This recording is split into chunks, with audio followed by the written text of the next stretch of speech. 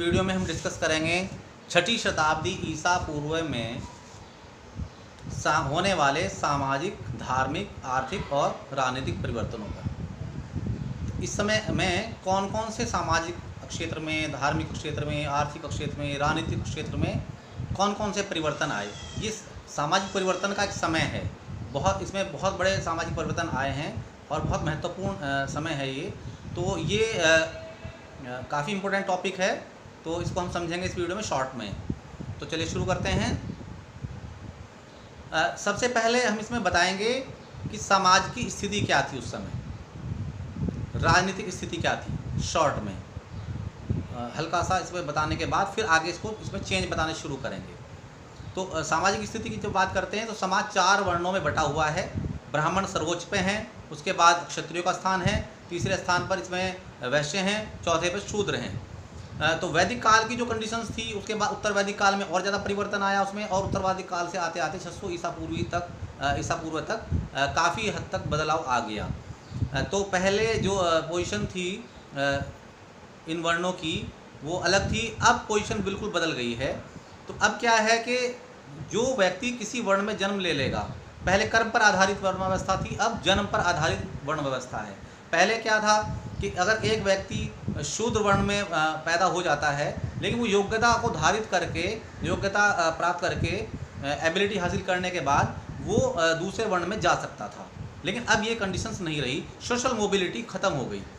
ये नहीं रहा कि अब आप जो है एक अपनी जहाँ पर आपका जन्म हो गया है जिस वर्ण में, उस वर्ण से आप दूसरे वर्ण में नहीं जा सकते, भले ही आप कितने भी योग्य हों, और आपको सम्मान भी नहीं मिलेगा आप कितने भी योग्य हों, क्योंकि आप शूद्र हैं। और एक ब्राह्मण अगर अयोग्य भी होगा और वो जो है चूँकि ब्राह्मण है इसलिए उसको सम्मान प्राप्त होगा और उसको और सारी फैसिलिटीज़ भी मिलेगी। तो इस तरह से जो है ये एक प्रकार की जो व्यवस्था थी, सामाजिक व्यवस्था, उसमें काफ़ी जटिलताएँ आ गई और सोशल जो मोबिलिटी है वो एक तरह से समाप्त कर दी गई। तो यहाँ पर सोशल मोबिलिटी समाप्त होने के साथ साथ 2 चीज़ें हैं दिख रही हैं। जब सोशल मोबिलिटी ख़त्म होगी तो अब चूँकि शूद्रों का काम ही सेवा करने का है 3 वर्णों की, और वो अपनी स्थिति में बदलाव भी नहीं कर सकते हैं, तो वो जो है उनका उत्पीड़न हो गया। इसी वजह से उनका उत्पीड़न और शोषण हुआ। उपनयन संस्कार का उनको अधिकार नहीं था। उपनयन संस्कार का मतलब होता है कि वो विद्याधन ही नहीं कर सकते थे, जिससे विद्याधन वो शुरू करें। तो उपनयन संस्कार पे जब पाबंदी लग गई तो वो उनके विद्या ग्रहण करने पे, यानी कि एजुकेशन हासिल करने पर भी उनके पाबंदी लग गई। अब वो एजुकेशन प्राप्त नहीं कर सकते थे। जब वो एजुकेशन प्राप्त नहीं कर सकेंगे तो कैसे फिर वो जो है अपनी स्थिति को मजबूत बना सकते थे। वो धन भी संग्रह नहीं कर सकते थे ज़्यादा, क्योंकि कुछ किताबों में ऐसा आया कि शूद्रों का जो धन है वो ब्राह्मणों को कष्ट देता है और उसको ब्राह्मण छीन सकता है। तो इस प्रकार की जो चीज़ें थी, जब वो धीरे धीरे समाज में आम होती चली गई तो शूद्रों का उत्पीड़न बढ़ गया, और शूद्रों में एक बहुत बड़ा वर्ग था। अभी अस्पृश्यता की भावना भी आ गई। अस्पृश्यता का मतलब होता है यानी कि अनटचेबिलिटी, कि वो 2 तरह की होती है। एक दूरस्थ, यानी कि दूर से ही अपवित्र हो जाएगा। अगर शूद्र जो है ब्राह्मण से इतने कदम दूर आ गया तो वो जो है दूर से ही अपवित्र हो जाएगा ब्राह्मण।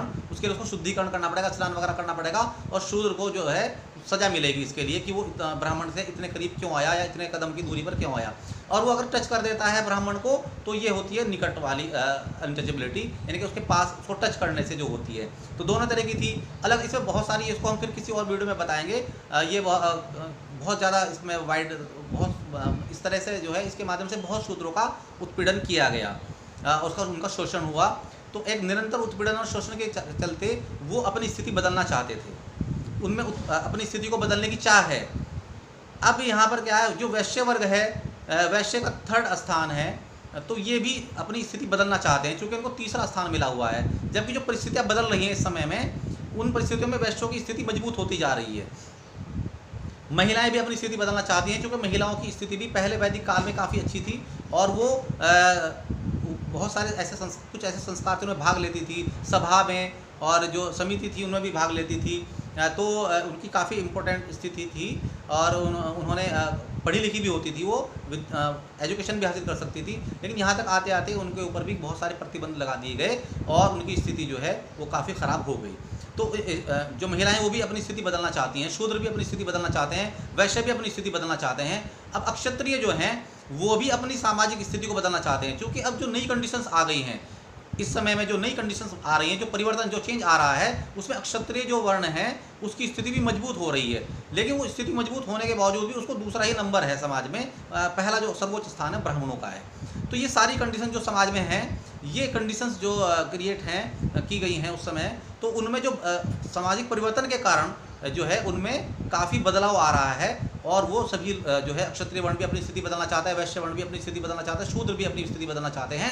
तो एक प्रकार का जो समाज में काफ़ी उथल पुथल की मची हुई है, काफ़ी उथल पुथल का दौर है। अब धार्मिक क्षेत्र में भी ये समाज और जो धर्म है एक दूसरे से जुड़े हुए हैं, अर्थव्यवस्था, राजनीति, सारी चीज़ें एक दूसरे से जुड़ी हुई होती हैं। तो अब इकोनॉमी में जो चेंज आ रहा है उसके कारण, जो पॉलिटिकल सिस्टम में चेंज आ रहा है उसके कारण समाज और धर्म में भी जो चेंज आएगा, यानी कि समाज में भी जो ये इनका जो रिफ्लेक्शन है वो हम समाज में देखेंगे और धर्म में देखेंगे। तो अब हम इसको ये सब बताने के बाद, ये सामाजिक स्थिति हमने आपको बता दी कि सामाजिक स्थिति क्या है और कैसे लोगों में बेचैनी है अपनी स्थिति बदलने के लिए, जो चेंजिंग आ रही है। अब हम चेंजिंग पे चर्चा करते हैं, चेंजिंग क्या आ रही है जिसकी वजह से ये सब कुछ हो रहा है।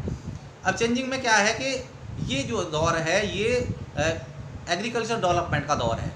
एग्रीकल्चर डेवलपमेंट हो रहा है, एग्रीकल्चर सरप्लस हो गया है, कृषि में विकास हो रहा है, नए नए क्षेत्रों का विकास कृषि में, यानी कि एरियाज़ का डेवलपमेंट हो रहा है। बड़े बड़े जो जंगल हैं उनको काट करके जलाया जा रहा है, उनकी कुल्हाड़ियों से जड़ निकाली जा रही है और उनको कल्टीवेट करके जो है कृषि योग्य बनाया जा रहा है। और इसमें क्षत्रिय वर्ग की बहुत भूमिका है, नए नए क्षेत्रों को जीतने में क्षत्रिय वर्ग की बहुत भूमिका है, युद्धों में क्षत्रिय वर्ग की भूमिका है, शासन प्रशासन में क्षत्रियों की भूमिका है।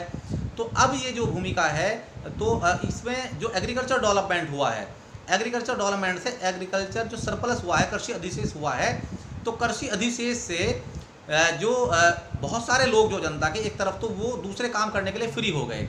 अब उनको, क्योंकि दूसरों के द्वारा उत्पादित जो है कि दूसरों ने उत्पादन कर लिया, मान लिया एक आदमी ने 10 क्विंटल उपजा दिया, अब वो 10 क्विंटल तो खा नहीं सकता, उसने मान लिया उसकी रिक्वायरमेंट 2 क्विंटल की है, तो 8 क्विंटल उसके पास एक्स्ट्रा है, तो 8 क्विंटल उसने जो है दूसरे लोगों को बेच दिया। तो जिन्होंने खरीदा, तो अब वो उनको अनाज उपजाने की मजबूरी नहीं रही, अब वो दूसरे काम कर सकते हैं। तो इसको एग्रीकल्चर सरप्लस से क्या हुआ कि बहुत सारे लोग जो हैं फ्री हो गए इस चक्कर से कि वो लगातार पूरी ज़िंदगी अन्न उपजाने में और अपना पेट भरने में ही लगे रहते थे। अब चूँकि दूसरे द्वारा उत्पादन बढ़ गया है, तो थोड़े लोग ही काफ़ी उत्पादन कर रहे हैं एग्रीकल्चर डेवलपमेंट की वजह से। बढ़ा कैसे? लोहे के आविष्कार की वजह से, नए नए क्षेत्रों के विकास की वजह से, और जो है वो विकास भी लोहे के ऊपर जो आयरन टेक्नोलॉजी में जो डेवलपमेंट है उससे काफ़ी कुछ जुड़ा हुआ है। और इसके अलावा जो है जो ये कंडीशंस वहाँ पर बदल रही हैं कि ये जो एक्स्ट्रा इनकम हो रही है, व्यापार वाणिज्य जो में जो बढ़ोतरी हो रही है, इसकी वजह से बहुत सारे लोग फ्री हो गए हैं। अब वो व्यापार वाणिज्य में अपना पैसा लगा रहे हैं। किसानों के पास पैसा आ गया, उन्होंने जो है व्यापार में पैसा लगाया, तो किसानों के पास पैसा आ गया है, एक्स्ट्रा इनकम हो गई है। अब नए नए दस्तकारी के जो लोग थे वो दस्तकारी सीखनी शुरू कर दी, उन्होंने नए नए काम करने शुरू कर दिए। तो दस्तकारों के और जो इस प्रकार के जो कारीगर थे उनके नए नए वर्गों का उदय और विकास हुआ। तो इससे व्यापार वाणिज्य काफ़ी बढ़ गया। जो नया शासक वर्ग था, जो यानी नया इसलिए कह रहे हैं क्योंकि यानी कि अब उसकी स्थिति मजबूत हो चुकी है। पहले वो काफ़ी कमज़ोर था, अब उसकी स्थिति मजबूत हो गई क्योंकि उसको एग्रीकल्चर सरप्लस के रूप में अब उसके पास टैक्स है, वो टैक्स लेता है, क्योंकि उनको सुरक्षा चाहिए, किसानों को भी सुरक्षा चाहिए, सारी जनता को सुरक्षा चाहिए, क्योंकि अब उसके पास पैसा है और उसके पास जो सामान है और जो उसके पास जो धन है और जो उसके पास जो संसाधन है, उनकी सुरक्षा के लिए अब जो दूसरे लोग हैं इन सब की जो सुरक्षा प्रदान करने का काम करेगा क्षत्रिय वर्ग, राजा के द्वारा सुरक्षा प्रदान की जाएगी। इसके बदले में उन्होंने टैक्स लिया, टैक्स के रूप में अब उनको एग्रीकल्चर सरप्लस उपलब्ध है, कृषि अधिशेष उपलब्ध है। और जो व्यापार वाणिज्य का विकास हो रहा है उसको भी उन्होंने बढ़ाया राजाओं ने, और इस पर भी टैक्स लगाया। तो अब इससे वो ये जो इकोनॉमिक परिवर्तन है, इससे राजनीतिक परिवर्तन हो गया और राजाओं की शक्ति में बहुत बढ़ोतरी होगी। क्षत्रिय वर्ण की स्थिति में भी बहुत मजबूती आ गई। अब राजाओं की स्थिति बढ़ने से जो है उन्होंने एक वेतन भोगी सेना, जिसको निश्चित रूप से वेतन दिया जा सकता था, इसमें सक्षम हो गए। वो एक वेतन भोगी एक बड़ी सेना रखने में सक्षम हो गए। साथ साथ जो लोहे के हथियार बना करके जो है, जो उनके पहले हथियार थे वो ख़राब होते थे, अच्छी क्वालिटी के नहीं होते थे, लेकिन लोहे के आविष्कार की वजह से, जो आयरन टेक्नोलॉजी में डेवलपमेंट हुआ है उसकी वजह से अच्छे हथियार भी उनके पास उपलब्ध हो गए, तो उनकी शक्ति में बहुत अधिक वृद्धि हो गई। तो अब ये अक्षत्रिय वर्ण की जो स्थिति में मजबूती आ गई है, राजाओं की स्थिति में मजबूती आ गई है। अब राजाओं ने अपनी स्थिति को वैधता प्रदान करने के लिए ब्राह्मणों का सहारा लिया। अब 16 प्रकार के जो पुरोहित थे उनमें ब्राह्मण भी एक प्रकार के पुरोहित होते थे, लेकिन ब्राह्मणों ने अपनी स्थिति को लगातार मजबूत किया और नए नए कर्मकांडों, नए नए विधानों की रचना करके अपनी स्थिति को मजबूत बनाते चले गए। और राजाओं को वैधता प्रदान करने का के लिए उन्होंने अलग अलग अनुष्ठान, अलग अलग यज्ञों का आयोजन किया। इससे जो है उनकी खुद की भी स्थिति मजबूत हो गई और सारे पुरोहित जो थे और वो लगातार दबाते चले गए और ब्राह्मण ही सर्वे सर्वा बन गए धर्म के मामले में। और ये माना जाने लगा कि समाज यानी कि जनता और देवताओं के मध्य में जो संपर्क स्थापित कर सकते हैं वो ब्राह्मण ही कर सकते हैं, ब्राह्मण से मध्यस्थ का काम करेंगे। तो इस प्रकार ब्राह्मणों की स्थिति बहुत ज़्यादा मजबूत हो गई है। अब ब्राह्मण चूँकि सर्वोच्च माने जाते थे समाज में, लेकिन अब क्षत्रियों की स्थिति मजबूत है। अब यहाँ पर हम परिवर्तन को देखेंगे। अब क्षत्रियों की जो स्थिति मजबूत हो गई है, तो ये लेकिन समाज में जो पोजीशन इनकी दूसरी ही है। तो क्षत्रियों में एक सर्वोच्च स्थिति प्राप्त करने की एक महत्वाकांक्षा है। इस महत्वाकांक्षा को हम देखते हैं जैन धर्म और बौद्ध धर्म के उदय में।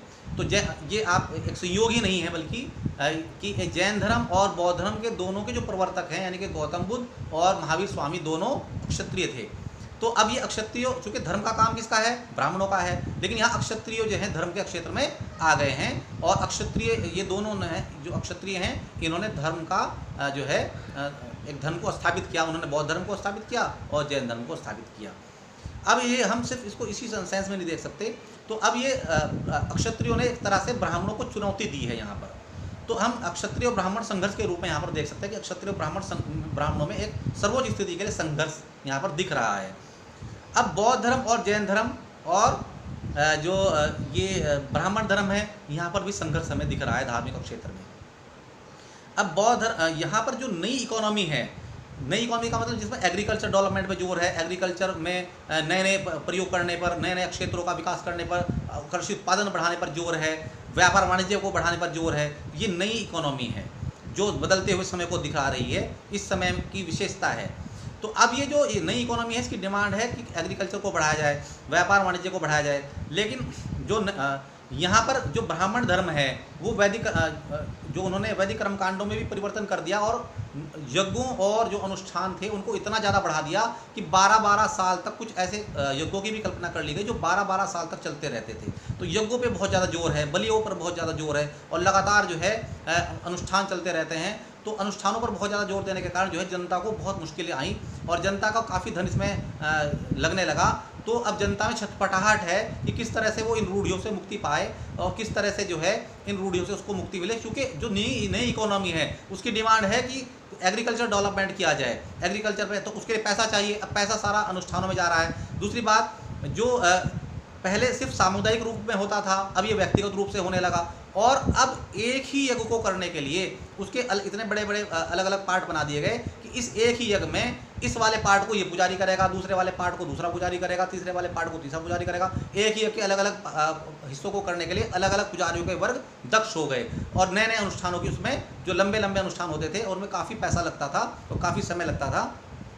तो इस प्रकार की जो परिस्थितियां हैं उसमें कुछ लोगों में छटपटाहट है। वो चाहते हैं कि हमें इन रूढ़ियों से मुक्ति मिल जाए ताकि हम अपनी इकोनॉमिक डेवलपमेंट कर सकें, अपनी आर्थिक स्थिति को अच्छा बना सकें। अब नई अर्थव्यवस्था में क्या है? Agriculture development. अब एग्रीकल्चर डेवलपमेंट कैसे होगा? उसमें पशुधन की आवश्यकता है, लेकिन बलि जो ब्राह्मण धर्म ने जो बलि प्रधान धर्म है अभी और यज्ञ प्रधान धर्म है उसमें लगातार बलि दी जा रही है पशुओं की। अब पशुओं की बलि देने से क्या हो रहा है कि यहाँ पर पशुधन की शॉर्टेज होने की खतरा हो गया है।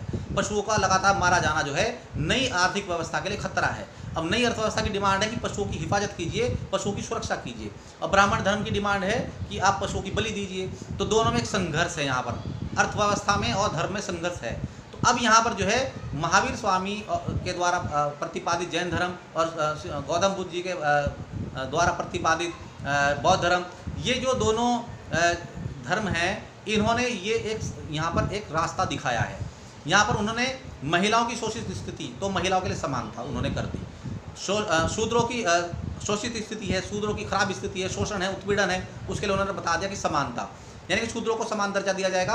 बौद्ध धर्म में, जैन धर्म में तो शूद्र उसकी तरफ आकर्षित हुए, शूद्र इस धर्म में जाने शुरू हो गए।